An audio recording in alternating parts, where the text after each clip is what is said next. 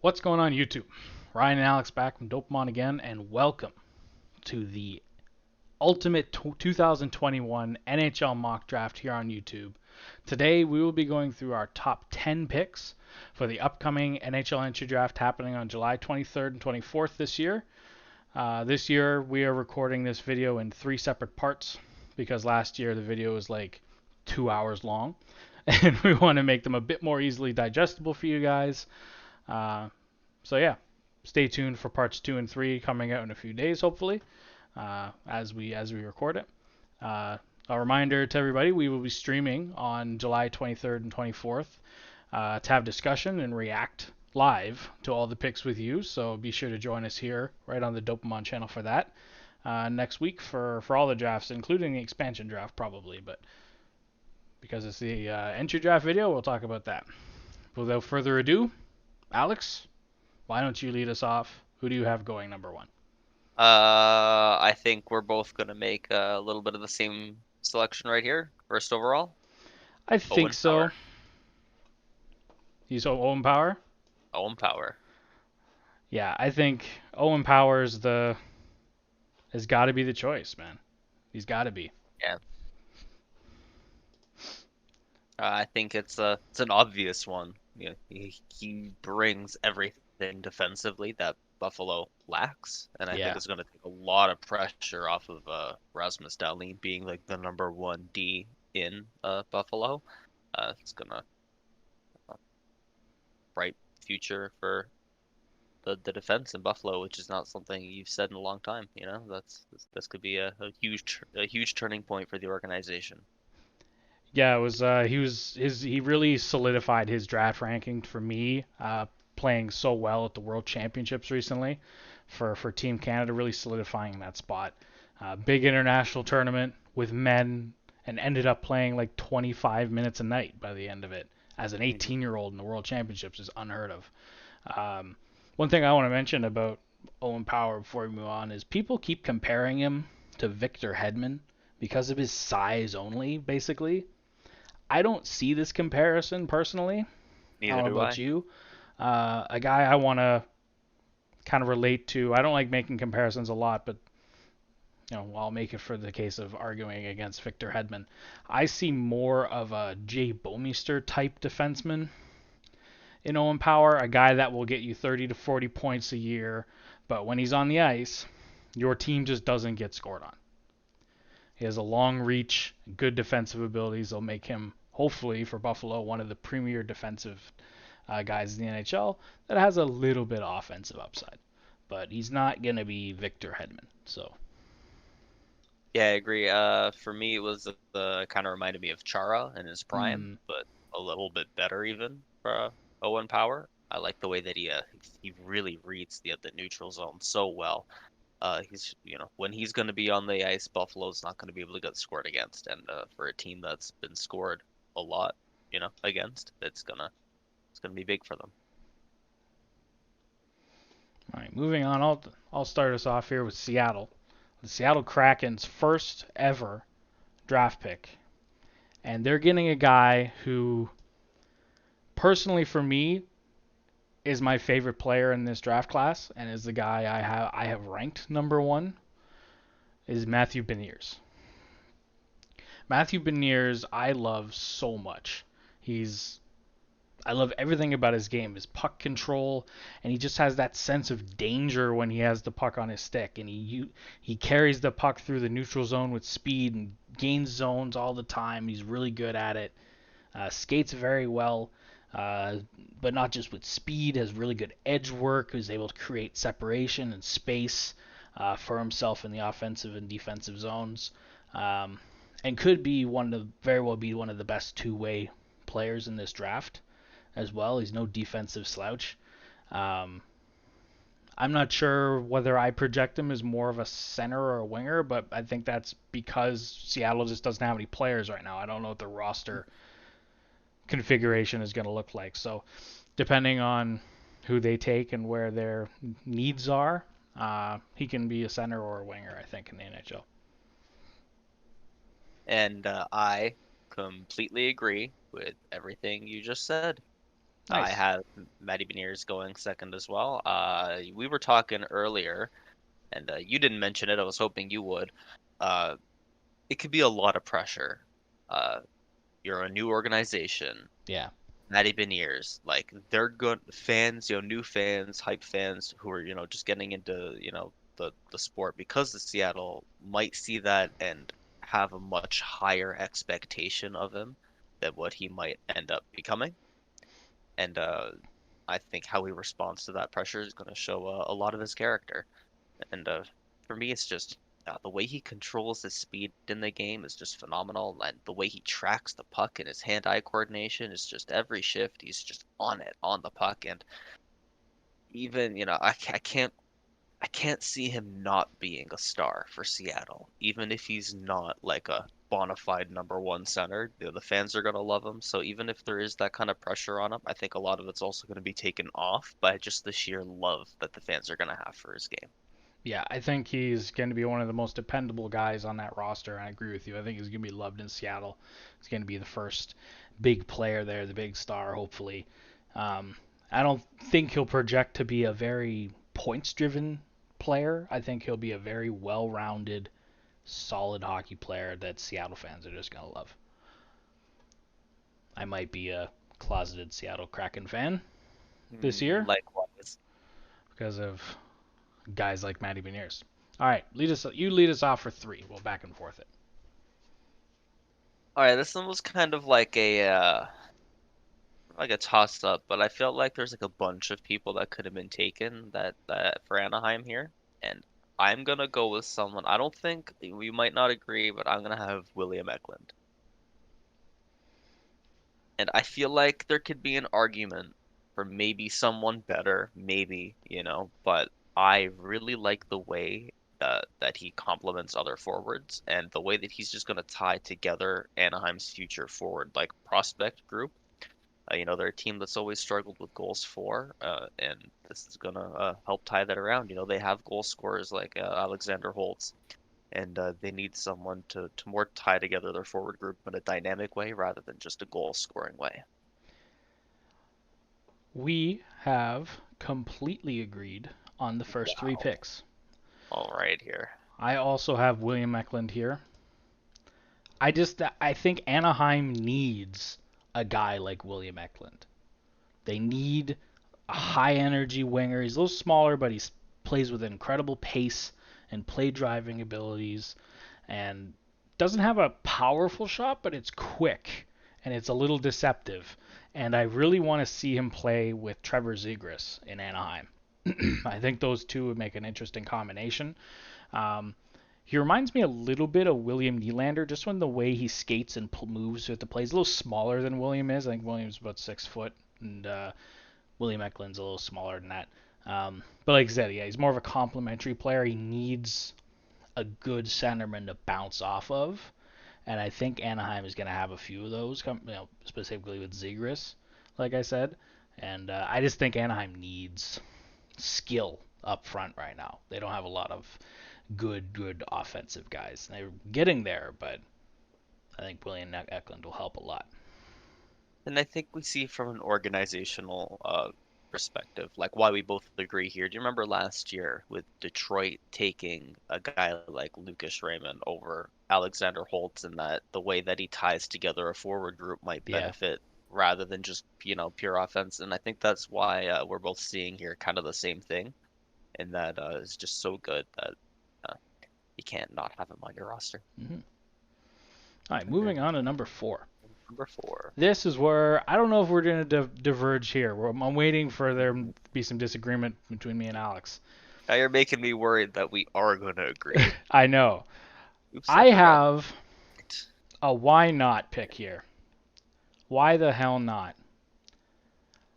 The New Jersey Devils are going to select Luke Hughes, Ooh. number 4. Why not? Bring him back together with his brother. He's worthy of this spot. This isn't so much of a reach for me. Maybe as far as your rankings for defensemen, he may not be number 2, but this isn't so far of a reach that it's crazy. He's one of the younger players in the draft. He's a September birth date, and is committed to the University of Michigan, I think, next season. So, which means we're not going to see him in the NHL for a few years, is what that means. But he's an excellent skater, good mobile rushing defenseman, very aggressive, and has a lot of creativity in the offensive zone. People think they're trying to compare him to Quinn Hughes. He's not Quinn Hughes. He's not his brother. He's not Jack either. They're all very different, all of these guys. They play with different styles. He needs to improve his defense and defense transition play a little bit, Luke Hughes. But this will come with age as he learns how to defend. But he has the body strength to be a really good defensive guy if he's taught that. Something his brother Quinn does not really project to be. No. Luke Hughes. There's a quote from Luke Hughes saying, how do you compare to your brother Quinn? He's like, well, I'm 6'2" and I can kill penalties, is what he said. So he has that kind of mindset. That's the difference between those two guys. But he still could be very dynamic offensively. And I think New Jersey, why not, man? Why not? Who do you got? Now, I do like Luke Hughes. I have him third. I have an interesting guy at second, but I think who you might have had a mix-up between maybe Brandt Clarke, Luke Hughes, Simon Edvinson, the top four. Like, I would put Hughes in that group of three. I would put him at the top, but I am gonna take for New Jersey, and let me just find him and select him so I'm not off. Who trying to find? There he is. Okay. Brandt Clarke. And I'm glad we both selected defenseman here. New Jersey doesn't have any like elite right shot D prospects in their organization. I like Damon Severson. I think he's great, but he's really shown that he's just gonna be a second pair D. Obviously, PK Subban is not the scoring defenseman that he used to be, and I think that Brandt Clarke can bring that, offensive D that they're kind of been missing. And with a guy like Ty Smith on the left D, and Brandt Clarke on the right D, that really solidifies, your New Jersey's D core going forward. And that's for a team that's been losing for a long time. That he could really help them turn it around offensively. Yeah, Like we both have D here. We both see that the defense on Jersey. The need for a premier defenseman is there. I think we both see that. Brandt Clarke is probably the smarter pick, but I was staring at this for 3 weeks, and I couldn't not have them select Luke Hughes. I think that would just be so funny, so good. Anyway, whose turn is it? Yours? Yes. Number 5, Columbus Blue Jackets.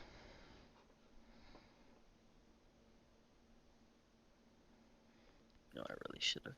Sorry. Here. Oh, there you go. I have at number 5 Columbus selecting Kent Johnson. I think it's a little bit lower down the list than people think, but I think that Columbus is going to be drafting for center depth. I don't think they have enough of it in the organization. I think it shows when Jack Roslovic is your number one center that you need more centers. He's a good kid, but obviously being that good is too much for him. And I think that Ken Johnson's the kind of guy. He's got great offensive skills and also a deep defensive mind that I think goes overlooked. And I think that Columbus could be a team that really appreciates that defensive side to him and it really fit into their forward group. I like that pick. I really like that pick. I don't have Ken Johnson. I have. Well, I'd also like to say that they've only drafted, one center in the past 2 drafts. So right. They haven't been picking any here. Yeah, there's definitely a need for that. But they have a few picks later in the draft. I think they can use, have a center, draft a center for. I have them picking Dylan Gunther. Dylan Gunther is a great skater, not overly speedy, doesn't have really good lateral quickness yet to be a top winger in the NHL, but he has one of the best shots in this draft, and he goes hard to the net with it. He's very, very, very Columbus player as far as that goes. I've heard mixed reports about him defensively. Some people say he's good, some people say he's bad. I guess it's, reality is probably somewhere in the middle.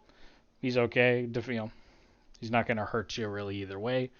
Um, yeah, I have Columbus, Dylan Gunther. Hmm. I'm glad I get to say number 6 first. All right. I think we're going to agree here then. I think we're going to agree. Yeah. This is the first. Steve Yzerman is a madman. He doesn't care. He doesn't care what people think about, where guys should or should not be picked. If he wants a guy, he wants a guy. If his team has a need, he's addressing that need. Right now, that need for the future is goaltending. So I have Detroit picking Jesper Wallstedt, who is probably the best goalie prospect in the last decade. I know Yaroslav Askarov was, highly touted last year. Wallstedt is on a little bit of a different level for me. He's a position goalie rather than relying on that really crazy athleticism. He doesn't have a lot of excess movement. There's no panic. I saw a bunch of different plays where a guy was just point blank in front of the net at him, doesn't blink. He's so stone cold in there. He's going to get stronger in his lower half as he gets older, which some people say is a little bit of a weakness for him right now. Doesn't have that, elite lateral quickness that a goalie needs to have in the NHL. He reminds me a little bit of a mix between Freddie Anderson and Henrik Lundqvist. Very strong positional goalies, very big guy as well. He's 6'5", 6'6"? I can't remember exactly. Yeah. I kept watching highlights of him. He doesn't look like an 18-year-old playing in the SHL. He looks like he's been playing for a decade, and I can't explain why. He just has a presence in the net that I haven't seen from a goaltender prospect in a long time. And look, I don't have a lot of confidence in GMs taking goalies, in the first round, especially in the top 10. But why not this guy in this kind of weird draft, in this kind of really weird year? Why not Jesper Wallstedt? And that's who I have here. Yeah, I definitely agree on the poise that he shows at such a young age. That's just the highlight that at such a young age that he's gonna be an NHL starting goaltender. Yeah, he's gonna be You just a know. guy. And I think that on a guy like Askarov, like the ceiling there, it's a little bit more questionable, but because of his athleticism, there's a lot more hidden potential with Wallstedt. It's just right there, right in front of you. That guy's gonna be a starter for a long time, and it's hard to pass that up when you're Detroit. But I do not have them taking Jesper Wallstedt. I have something a little bit different. I have number 6, Mason McTavish. Ooh, good pick. Yeah, yeah. Let me find him on the. I should have found him first. Here we are.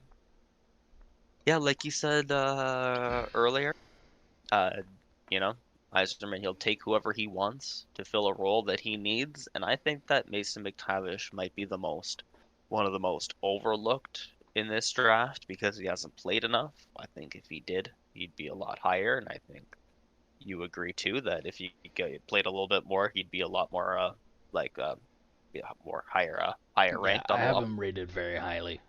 He's deeper in my mock draft because I don't think teams see it yet. But personally, I have him rated if I had my picks, he would have been gone already in top 6. Yeah, yeah. And see, I think Detroit does see it, and they don't have, they do have a number 1 center in Dylan Larkin, but a guy like McTavish he's so reliable. He's got a strong centralizing presence that's really going to solidify the top 6 of the forwards that they have picked with Lucas Raymond, Philip Zadina, him. Even guys like Michael Rasmussen, going forward, like he'll really solidify like a really strong top six, and that's what Detroit, I think, is what they really need right now. And yeah, for sure goaltending, but I feel like what has me dropping Wallstedt just a little bit is that come after the expansion draft, after the draft free agency, I think there's going to be a lot more goaltender movement. So these top teams are more willing to just say, you know what, maybe I can sign the goaltender and maybe pass on, a top 10 pick on a goaltender and just Right. pick a skater right now. And that's just my thinking. That's why it was a really tough, at 6, 7, 8, 9, 10, not 11. Like, keep going down the list or something, being like, hey, when's this guy gonna get taken, But like, I think because of that, because of a lot more goalie movement, possibly that, yeah, teams are gonna be more willing to pass up on him. Yeah, I think I might have some play. I don't think it's going to have as much as you think. Mm. I think, drafting a goalie is an 18-year-old. How many, you know, less than 20-year-old goalies have started in the NHL recently? Not very many. Spencer Knight, I think, is what? He's 20, right? Yeah. 21 maybe. So like Jesper Wallstedt isn't going to be your goalie for maybe at least 3 years. So I think, the free agency is good, but unless you're signing someone for like a, young goalie for a long-term deal, it's not really going to affect it as much, personally. Yeah, goalies take their time to Yeah. reach the NHL, but he will get there a little bit quicker. Yeah, definitely could. Definitely could. Mhm. All right, lead us off 7, San Jose. San Jose. All right, let me find them on the board here. I have at number 7, San Jose picking Luke Hughes. Luke Hughes. Luke Hughes. San Jose has an aging defensive decor. Guys like Vlasic, uh, you know, Carlson, Burns. Brent Burns. They're getting old, and their replacements, they don't really have much, like really anything going for them in their prospect pool for defensemen. And I think Luke Hughes is a huge, D prospect in this draft. And to play with a guy like Burns or Carlson, in the last few years of their, uh, you know, careers and the beginning of Luke Hughes' careers, to kind of like transition that retooling that San Jose is trying to go through. I think he could be huge for their decor going forward. We have Like you said, both. yeah, he brings just such an incredible game that Yeah. yeah. Personally, I think he's one university year away from being able to jump into like a bottom four, 14 to 18 minutes a night kind of role. He's got the skating and the puck handling, that offensive kind of drive to do that already, in my opinion. And just whether or not he gets to like that top four, top two kind of role is the question mark. I agree. 100%. Hmm. We have both seen the need in San Jose for defensemen. Uh, Um, I already have Luke Hughes. Brad Clark still on the board. But I think the San Jose oh, Sharks will select Simon Edvinson. wow. I had to take him off my board, if you believe that. Really? I thought San Jose was going to take him too. Like that was originally my thought, and then Yeah. I kind of had to move it around a little. Simon Edvinson, to me, is a little baffling. He has all the tools to be like considered to be like a top 3 pick. A lot of people have him that high, but for me, he hasn't put it together. He hasn't been able to take all of his skill and put it together in his game. If he does, this could be a real steal at 8 or 7, sorry, for San Jose. Hmm. Hmm. Um, if he doesn't put it together, I still think he can be a good 4-5 defenseman with size, plays a defensively minded game. He has to be able to make a first pass. If he can't figure out how to make the first like a clean exit pass, I don't think he's gonna be much of a big like top 2, top 3 D. I don't have him very high on my list. ranking wise. I think San Jose is going to see him and know that their decor is aging. And with guys there that are as good as they are with the puck, I think he could learn something from those guys in a few years when he gets there. Um, as much as Brent Burns and uh, doesn't get criticized for his or gets criticized for his defensive game. Yeah. His offensive skills with the puck are very good. Obviously, Erik Karlsson is really good as well, and Vlasic is underrated in that area.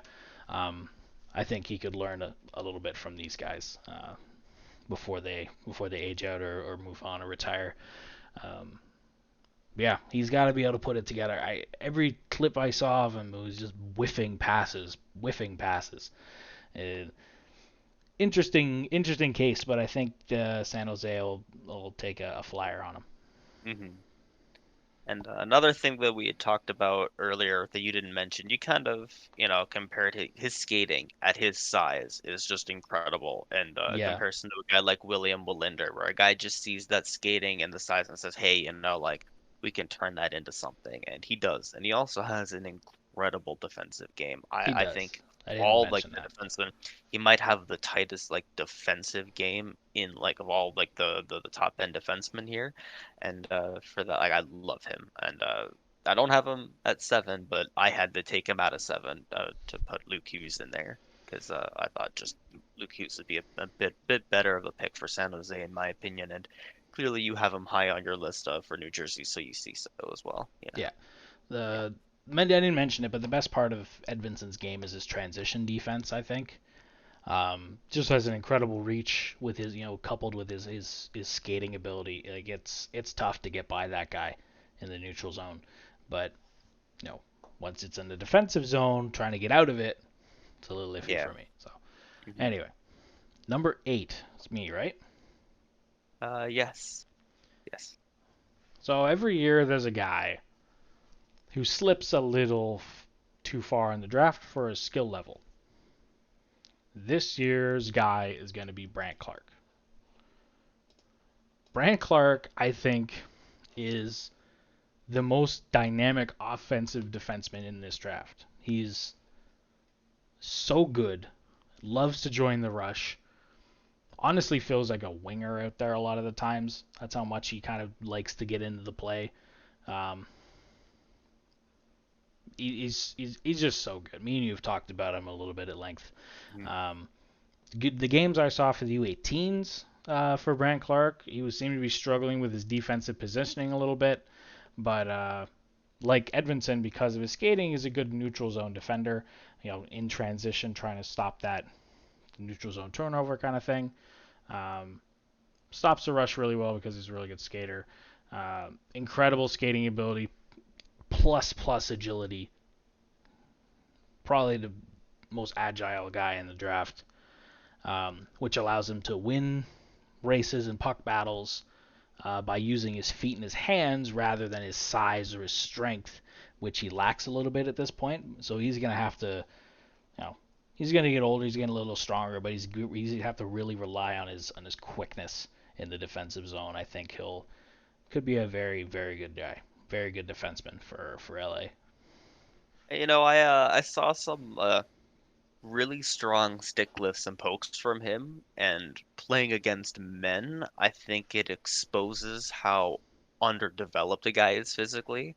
So like in ways, I do think that there is some physicality there that goes undervalued for him. And even like for boxing, the one defensive skill that I give him a lot of credit for is his ability to box out players from in front of the net, Hmm. uh, like on the cycle, defending the cycle. Otherwise he's basically like a 100-foot defenseman and like, the offensive 100 feet. But like in the defensive zone, that's one thing I think that like this physicality, he's actually willing to make it known, and I think that as he ages, it can make him a lot better defensively when he picks up his positional game, and I do like him too. I think that that transition game, his ability to turn, he's skating backwards, the puck gets onto a stick, and then he just turns it forward, going the other way, and is driving the rush. That's just it's unmatched in this draft. Agreed, Yeah. agreed for And that sure. goes to Nope. To repeat, Sorry, we lost your audio for a second. Go ahead. I'm sorry. I was just saying back to me Yeah, back to for you. LA. Yeah, I agree that every year there's one guy that falls down the draft.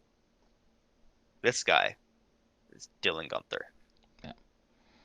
I think he's gonna make a great addition on the wing to an LA group that has an incredible center prospect pool going forward. Guys like Gabe Vilardi, Quentin Byfield.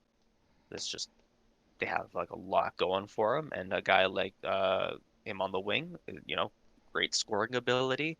Obviously there's some holes in his game. I think that's why he's going to drop down. But in LA, it doesn't matter. You got good centers, you get a good group, and he's gonna add a lot of goals there, and it's gonna really stand out in LA, in my opinion. I think he'd be a great fit.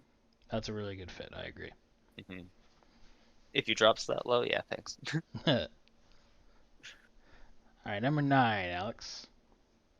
I need to make that selection. Vancouver. I have with number 9 them selecting Simon Edvinson. Now, I think it's very possible that Vancouver tries to move up the draft. And I want to say it now. We don't talk about potential trades in the mock draft, but I do believe that they go up the draft to select Nick Hughes. I mean, Luke Hughes. Excuse They're me. going to Luke try to Hughes. move up to select Luke? Yeah, the brother, and have the two brothers, because something about having two brothers playing together in Vancouver has, been kind of prolific. I don't know. And I think that could potentially be, really good for both of them to have a 1-2 punch on D. That'd be incredible. Uh, Otherwise, at number 9, I do have them selecting Simon Edvinson because I think that there's a Swedish blood that seems to run through the Canucks. Edler, who's leaving, another shutdown kind of defenseman, plays a very strong defensive game like Edvinson. He's Swedish. Sedin twins are Swedish. Marcus Naslund's Swedish. Like, there's just a lot going there, and I think Vancouver, if they keep number 9 and goes this way, that they have Simon Edvinson. Nice. Good pick. Hmm. I have Vancouver selecting a player that reminds me of a player that they already have. Okay. One of their more prolific guys. I have Vancouver selecting Kent Johnson. The player he reminds me of is Elias Pettersson. They have very similar makeup, incredible set of hands and puck skills. Pettersson has a way better shot, but just their ability to control the puck is very uncanny. Shot it's quick and accurate. It's not overpowering. Decent speed, but it's not going to overwhelm NHL guys. But he's very quick. Good neutral zone defender because of that. Stops the rush really well. Very, very creative in the offensive zone. Kent Johnson, almost to a fault. He kind of gets overly fancy sometimes. Too cute with it, some people would say. If he can learn how to simplify his game while still having that kind of creative spark in the offensive zone, he could very well be the one of the better offensive playmakers in this draft. I have a note here. Has no idea how to play defense. So he's gonna have to learn that. In his own zone, he seems really lost a lot of the time, positioning in front of the net, behind the net, on the cycle. Like he seems very lost. So he's gonna have to learn a little more how to play defense. But just his offensive capabilities, you have him a lot higher than this. Vancouver could be really interesting. Is that me for Ottawa? Yes, you for Ottawa. All right, last pick, part 1. Like I said, this is going to be a 3-parter. It's going to be 1 to 10, 11 to maybe 20 something, and then the remainder of the first round because there's 32. It's not quite even anymore. The Ottawa Senators are going to piss me off with this pick because you're the Sens fan, and I really, really, really love this player. And you know who I'm going with now. Yeah, McTavish. Mason Mctavish. They're going to have Mason McTavish, and it's going to be so good for Wow, I Ottawa's hope top so. six. I really hope you're right. I don't think that he is as highly rated in the eyes of scouts and teams as I think that he is. Um, Hmm. so I think he'll most likely go in like the 7 to 12 range rather than like a top 5 pick. Um, and if he slips to Ottawa, whew, like you said, he's a great play driver, he's a great skater, but he doesn't drive the play by himself. I find he would really work really well with a good playmaker at 5-on-5, good skater, and will be lethal on the power play. And I immediately think of Tim Stützle. Hmm. Um, he's a center right now, but he's played a lot of wing, so he can play both. Strong in his skates, but needs to work on his foot speed a little bit. But that's not his game. He's more of a a go to the dirty area power forward center kind of deal. Goes into the dirty areas, has a good hitting ability. His wrist shot could be elite at the NHL level. It's very accurate, great power. Sometimes there's a little bit of a sneaky release too. Can do that little inside Matthews kind of wrist shot. I've seen a couple times. Um, like we were talking about, he suffered mightily with the cancellation of the OHL season. Yeah. Um, I think he would legitimately be a top 5 pick in the eyes of a lot of people if it had been a full season. But he played really well in the time he got. I think he played in Switzerland this year. Um, yeah, I'm excited to see Mason McTavish and where he goes. But Yeah. hopefully it's not Ottawa for me. I love how hard he just does always driving with the puck. It seems like his frame is just wider. Yeah, He's just a little bit wider, and it helps him excellent zone entries. Willing to use be physical and like push his way over the blue line. he Same for drives in really front of the well. net. Yeah, right in front of the net, he's willing to be physical. Get those rebounds, get those loose pucks, shove them at the net, get physical. He's got quick hands. Quick recoveries, good puck reception, good one-touch passes. Yeah, like you said, yeah, not the greatest skater, but he doesn't have to be for his role. And where he is good and has got a stronger lower body, he can still turn, pivot, do his acceleration, maintain possession of the puck on tight turns. He can still do all the things he needs to do. He's just not an elite skater. Yeah, Uh, and I think that if Ottawa were to get him a 10, I'd be hyped. he's still a That would good be great. skater. He's just not at that Mhm. kind of crazy Yeah, level. there's some guys above him, of He's course. And stronger on his skates, but he's less mhm, quick. mhm. That makes sense.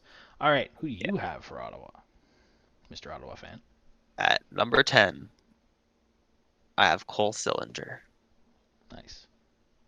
Now, I've been watching this game a lot, and I love it. I love how smart he is and the way that he reads the cycle, reads the rush, all three zones. He's just turning over the puck, keeps his stick on the ice, actively engages with his check, and the puck comes to him. And that's it. He's doing the right thing, reading the play well, really smart in all three zones. He's just making stuff happen. There's always going to be a goal, always going to be a big chance when he's out there. And I think that's something that Ottawa could really use. Obviously they're searching for a number one center now. He's not going to be the number one center now, but I definitely think that he could add a lot to their center group going forward. Um, do I see him as a number one center in the future? Maybe not, but I think that the way that he reads and turns over the puck, a lot like Mark Stone, a former Ottawa Senator, has that top line kind of skill and can maybe complement guys like Batherson and Tim Stutzler, who are so good at once getting the puck from a guy like Sillinger, making it happen and making getting a goal from it. So I think he could be a good complement. Like you said, McTavish could be. I think Cole Sillinger the same way could be an amazing addition to Ottawa. Yeah, that's scary. Ottawa's getting good. Beware Atlantic Division. Yeah, it's gonna be an That's gonna be interesting tough. division. Um, that's it. That concludes our top 10. That concludes our part one. Let us know what you guys think in the comment section about, down below, who you have for certain picks, if you agree with us, if you think we're crazy. Uh, and yeah, subscribe to Yeah, the channel. who do we miss? Why Yeah, why not be sure to explain, if you've seen them play, if you think a team's going to make a decision that we didn't, because we both had certain teams picking D. If you think that they're going to take a forward, explain why, or if you think a team that will take a forward will take a defenseman, explain why too. We'd love to hear it. yeah, absolutely. We love the discussion in the comment section for these kind of videos. Yeah, subscribe to the channel. Part 2 and 3. The rest of the first round will be up a few days after this video goes live. And yeah, thanks so much for watching. Peace.